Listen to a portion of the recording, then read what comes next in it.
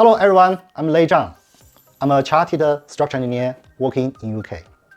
During my last 20 years career life, I'm keeping looking for robust and sustainable construction and building design. Currently, carbon emission plays a very important role in this industry, and net zero became the most important and popular word for the designers. However, net zero for structural engineer is hard because now the most structural material we can choose for building projects, especially for large civil projects, are still the traditional types like concrete and steel. Most of them have heavy carbon footprint, and even some material could be carbon free, but the site excavation, material delivering, building erection, deconstruction, material recycling, all this process during the building design life would produce massive CO2 into the air. In that case, if I want to achieve net zero, carbon-free construction material is not enough, and I need something carbon negative, or in another word, it can capture CO2 from the air instead of emitting the carbon dioxide out. Now I would introduce a new construction material, carbon capture brake, and demonstrate how it captures CO2 from the air.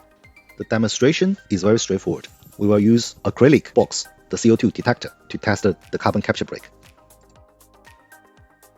The detector can indicate humidity, temperature, and the CO2 content. Now I put the CO2 detector into the box,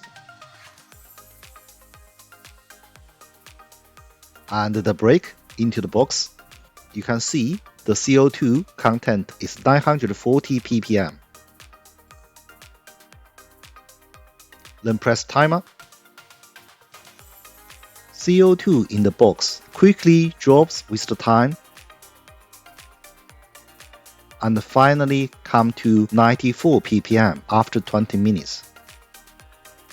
To do comparison, let me add a concrete brake following the same procedure to see what happens.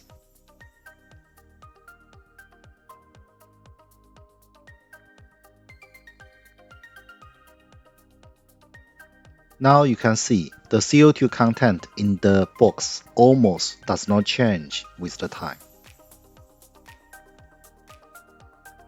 Another comparison we can do, we can add two planes into the box to observe how the CO2 captured by planes.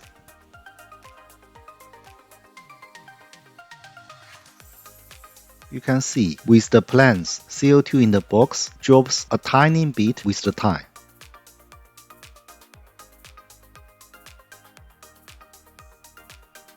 If we plot the data into a spreadsheet, we can get a chart for comparison.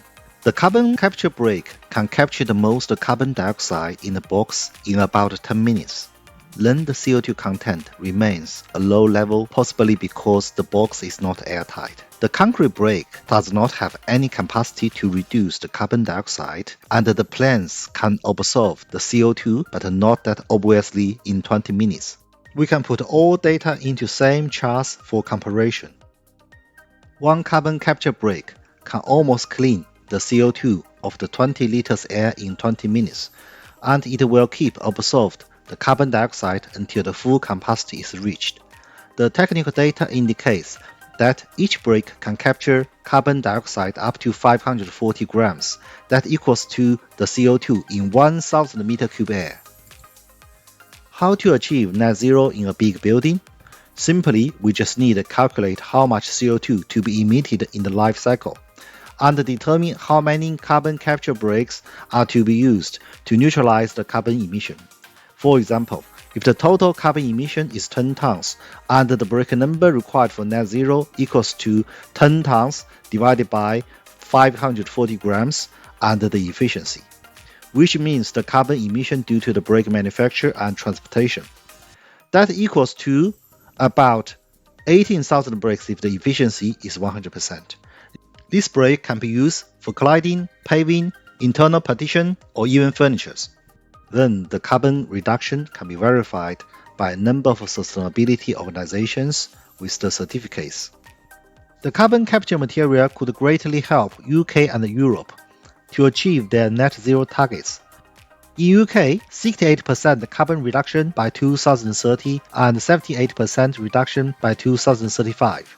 In Europe, 55% carbon reduction by 2030 and 90% reduction by 2040. Worldwide application of the carbon capture construction material would reduce millions or even billions of the carbon dioxide directly from the air, and could be a viable solution for currently global warming issue.